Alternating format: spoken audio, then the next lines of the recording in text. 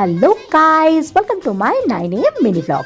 এটা হলো মামামের বার্থডে দিনের সন্ধ্যায় কেক কাটিং এর ব্লগ। আগের দিনের মিনি ব্লগে তো দেখেছো যে মামামের জন্মদিনে আমি কত কিছু রান্না করেছি। তো এত কিছু রান্না করার পর না আমি সন্ধ্যার পর একটু ঘুমিয়ে পড়েছিলাম। আর ঘুম থেকেই উঠে দেখি মামামের পাপা আর ভাই সব কিছু অ্যারেঞ্জমেন্ট করে নিয়েছে।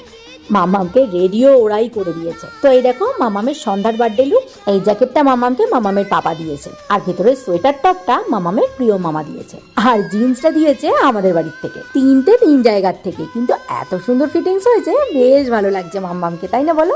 দেখতে দেখতে মাম্মাম 4 বছর হয়ে গিয়ে 5 বছরে পড়লো। সময়টা কি তাড়াতাড়ি চলে যায় মনে হয় যেন।